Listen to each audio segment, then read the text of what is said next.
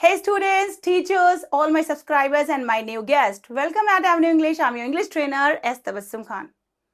Hey students, teachers, my all subscribers and my new guest. Welcome at Avenue English. I'm your favorite Tabassum ma'am. And in this video, you are going to learn idioms and proverbs. Okay, idioms and proverbs. So let's start. लेकिन सबसे पहले अगर आपने channel subscribe नहीं किया है तो subscribe कर लीजिए and don't forget to press the bell icon. Okay, क्योंकि आपके पास मैं इसी तरह से बहुत अच्छी अच्छी प्यारी प्यारी वीडियोस लेकर आने वाली हूँ. ठीक है, so subscribe now and now let's start.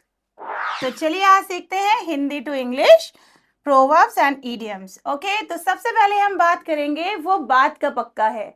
वो बात का पक्का है तो इसे इंग्लिश में कैसे बोलेंगे? अगर आप सिंपल इंग्लिश में बात करो तो क्या हो जाएगा? ही ऑलवेज कीप्स हिज प्रोमिसेस. लेकिन जैसा कि आपको पता होगा जो इडियम्स होते हैं या फिर जो प्रोवर्ब्स होते हैं वो ट्रांसलेशन नहीं होते हैं. मतलब हिंदी में हम कुछ और बोलते हैं लेकिन इंग्लिश में कुछ और बोला जाता है. ठीक है, तो सबसे पहले समझ लीजिए वो बात का पक्का है जिसकी अगर आप सिंपल इंग्लिश की बात करोगे तो ही ऑलवेज कीप्स हिज प्रोमिसेस. लेकिन आज आप क्या सीख रहे हो? Idiomatic English. तो ये क्या हो जाएगा? He is a man of his word. क्या बोलेंगे? He is a man of his words. ठीक है, ओके. मैं जितने भी इडियम फ्रेजेस हैं उसको मैं हाईलाइट कर देती हूँ, देख लीजिएगा. नेक्स्ट है हमारा अब पछताए होत क्या जब चिड़िया चुग गई खेत. अब पछताए होत क्या जब चिड़िया चुग गई खेत, जिसका अगर आप सिंपल इंग्लिश में बात करो तो क्या होगा? There is no point in being sad about a mistake that can not be fix now. लेकिन इडियोमैटिक इंग्लिश क्या होगी? It's no use crying over spilled milk. It's no use crying over spilled milk मतलब जब दूध उबल जाता है तो अब रोने से कोई फायदा नहीं है ना. तो चलिए इसको जल्दी से नोट करते हुए चलिएगा. अंत भला तो सब भला. अंत भला तो सब भला. If the final result is good everything that happened before does not matter. ठीक है, this is simple English. But the idiomatic English will be all's well that ends well. क्या बोलना है? all's well that ends well. तो इसको बार बार बोलने की practice करिएगा. जल्दी जल्दी बोलिएगा, बार बार बोलिएगा. पहले धीरे बोलिएगा, पहले धीरे बोलिएगा. उसके बाद जैसे जैसे आपका जब ब्रश अप होने लगे, पॉलिश अप होने लगे, वैसे वैसे उसकी स्पीड बढ़ाते जाइएगा. ठीक है, इसको रटना है आपको. ये जितने भी प्रोवर्ब्स आप लोग देख रहे हो, इडियम्स देख रहे हो, इन सबको आपको रटना है. ठीक है, क्योंकि बिना रटे आपका काम नहीं बनेगा इसमें. दीवार के भी कान होते हैं. दीवार के भी कान होते हैं, इसको कैसे बोलेंगे? चलिए इसको तो सेम एज इट इज आप बोल दोगे.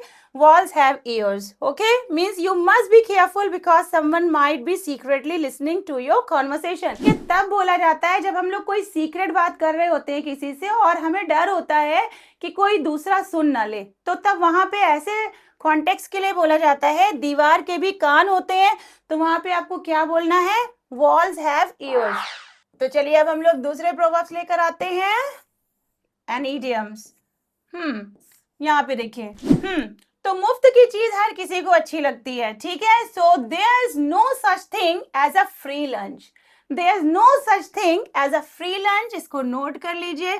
इसका मतलब निकलता है nothing in this world is truly free. मतलब इस दुनिया में कोई चीज पूरी तरह से फ्री नहीं होती है. Everything has a hidden cost और कंडीशन.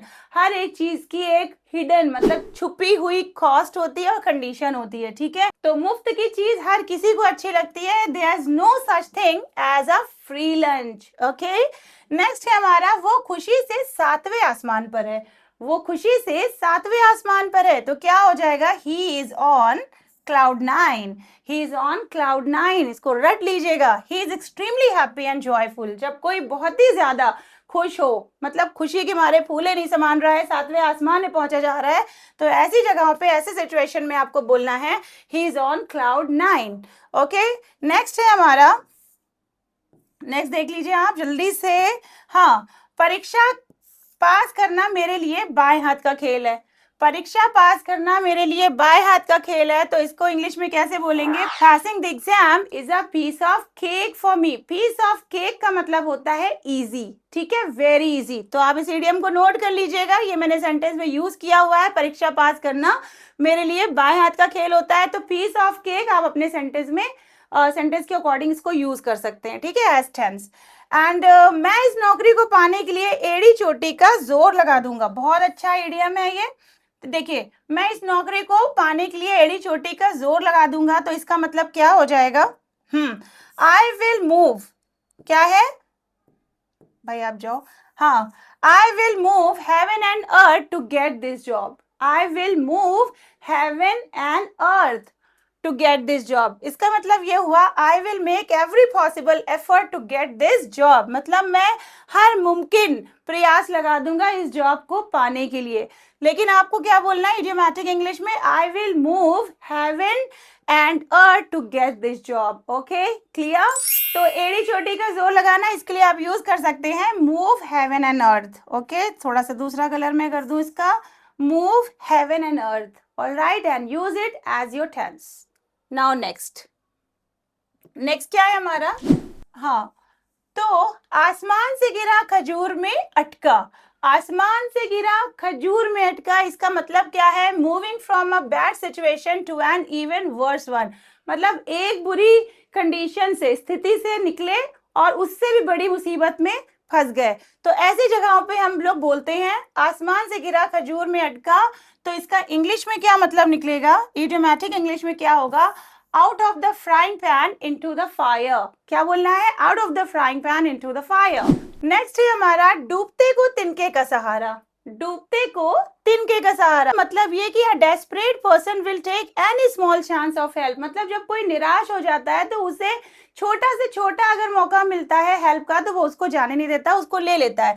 तो ऐसे सिचुएशन में हमें बोलना है, क्या बोलना है? A drowning man will clutch at a straw.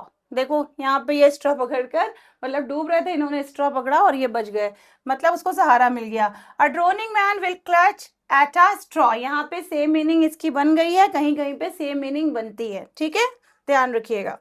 Okay, next है हमारा, हाँ, थोथा चना बाजे घना। थोथा चना बाजे घना means people who know the least usually talk the loudest। मतलब जैसे चने कम होते हैं और किसी डिब्बे में अगर आप डालो, खनखनाओ, तो ज्यादा जो है आपको आवाज सुनाई देगी।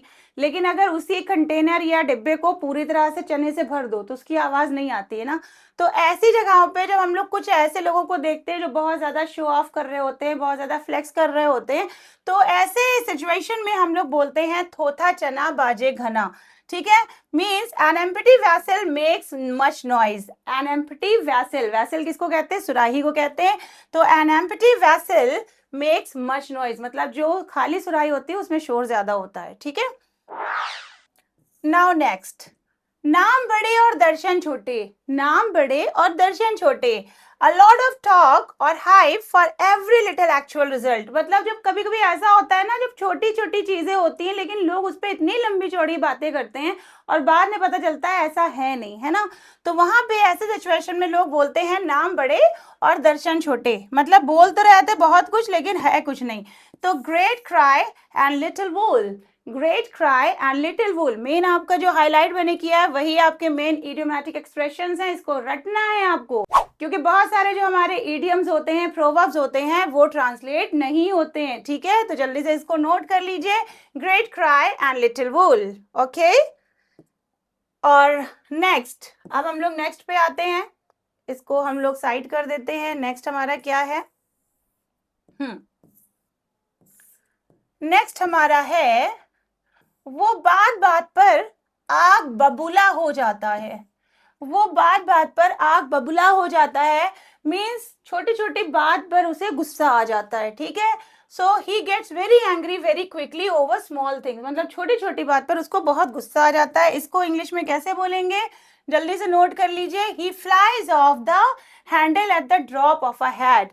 ही flies off the handle at the drop of a hat.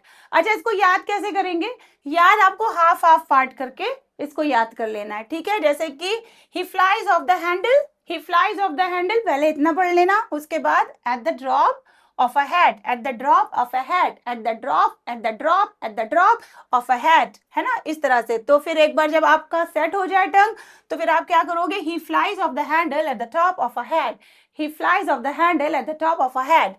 Okay, next है हमारा, मुसीबत में धैर्य रखना चाहिए। मुसीबत में धैर्य रखना चाहिए when situations become very difficult, strong people work harder instead of giving up। तो इसकी इडियोमैटिक इंग्लिश क्या होगी? When the going gets tough, the tough gets going। Okay? इसको याद कर लीजिएगा, when the going gets tough, the tough get going. Okay, so next है हमारा मेहनत रंगलाई. मेहनत रंगलाई बहुत इजी है, शायद आपको पता भी होगा.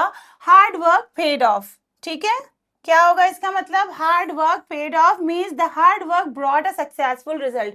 मतलब जब हम किसी काम के लिए बहुत मेहनत करते हैं और हमको उसका अच्छा रिजल्ट मिलता है तो हम लोग क्या बोलते हैं? Hard work paid of. ठीक है, नोट कर लीजिए. बिना मेहनत के कुछ नहीं मिलता. No pain no gain. No pain no gain. You can not achieve anything worthwhile without working hard. मतलब अगर हम लोग मेहनत नहीं करेंगे तो हम लोग को कोई भी चीज मिलेगी नहीं, कोई अच्छी चीज नहीं मिलेगी. तो नो पेन नो गेन, बिना मेहनत के कुछ नहीं मिलता. ठीक है, नेक्स्ट है हमारा वो रातों रात अमीर बन गया. इसको थोड़ा सा और जूम कर देती हूँ मैं. वो रातों रात अमीर बन गया. So he became very rich very quickly. ये तो इसकी सिंपल इंग्लिश हो गई. अब इसकी इडियोमैटिक इंग्लिश क्या होगी? He made a Fortune overnight. He made a Fortune overnight मतलब वो रातों रात अमीर बन गया. ठीक है, so now just note down. He made a Fortune overnight. वो रातों रात अमीर बन गया. चोर चोर मौसेरे भाई. ठीक है, चोर चोर मौसेरे भाई तो क्या हो जाएगा? Birds of a feather flock together. Birds of a feather flock together. मतलब people who are similar or share the same bad qualities often spend time together. जिन लोगों की सेम मतलब सिमिलर क्वालिटीज होती है, सेम एक्टिविटीज होती है, वो मिलजुल कर ही रहते हैं. तो ऐसी कंडीशन में, ऐसे सिचुएशन में बोला जाता है birds of a feather flock together. और इस प्रोवर्ब को आप वहां पे भी बोल सकते हैं, जैसे कि जो हम पॉलिटिशियंस की बात करें तो पॉलिटिशियंस भी क्या होते हैं? सब आपस में मिले जुले होते हैं. तो चोर चोर मौसेरे भाई बोलो, हम लोग को दिखावा करते हैं, लेकिन मतलब दिखावा करते हैं कि हम लोग ऑपोजिशन पार्टी के, लेकिन सब एक ही जैसे होते हैं.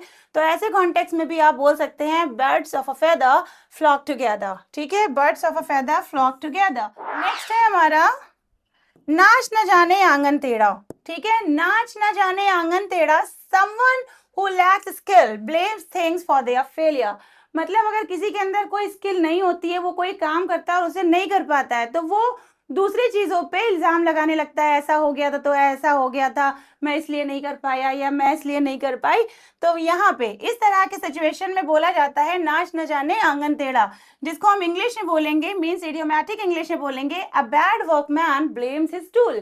A bad workman blames his tool. Next है हमारा जैसी करनी वैसी भरनी. जैसी करनी वैसी भरनी. In simple English, you will face the consequences of your own actions whether good or bad.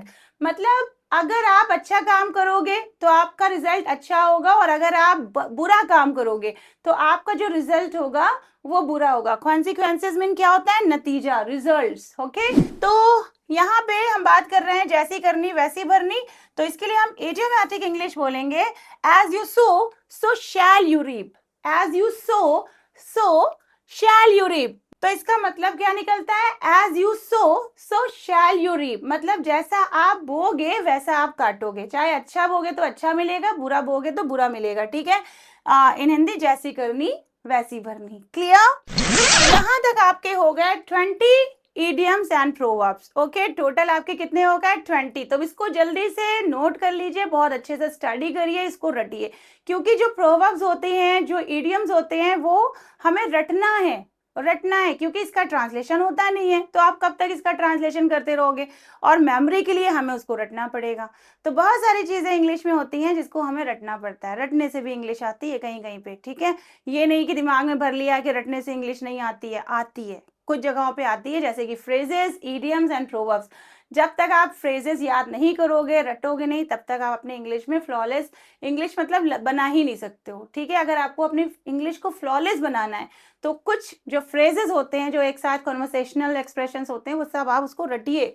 ठीक है, तो बहुत सारे लोग हम लोगों को मिसगाइड कर देते हैं कि रटने से इंग्लिश नहीं आती. ये सब कहने की बातें हैं. बहुत सारी जगहों पे हमें रटना पड़ता है. तो अब इसको हम लोग थोड़ा सा सेट कर लेते हैं. फिर से इसका स्क्रीनशॉट लेने के लिए जल्दी से आप लोग रेडी हो जाइए. ठीक है, now take the screenshot of this. Okay, it's total 12. पहले आप इन तीनों का स्क्रीनशॉट ले लीजिए. I hope you must have taken the screenshot. और अगर आपको वीडियो अच्छी लगी हो तो प्लीज़ इसको लाइक कर दीजिए और ज़्यादा से ज़्यादा लोगों के साथ शेयर करिए ताकि आपके साथ साथ उनका भी फ़ायदा हो सके, ठीक है? और अगर अभी तक चैनल सब्सक्राइब नहीं किया है तो subscribe now and don't forget to press the bell icon so that you will get the notification for our upcoming videos, okay? And अगर आप हमारी कम्युनिकेशन स्किल क्लासेस ज्वाइन करना चाहते हैं, अपनी ग्रामर सही करना चाहते हैं, अपनी ग्रामर को इम्प्रूव करना चाहते हैं या फिर अपनी लैंग्वेज फ्लुएंसी को अच्छा करना चाहते हैं और पब्लिक स्पीकर बनना चाहते हैं, ठीक है? या फिर आपको इंटरव्यू फेस करना है, तो उसके लिए आप हमारे दिए गए कॉन्टैक्ट नंबर पे व्हाट्सएप कर सकते हैं। Definitely you will get the good result, okay? All the best.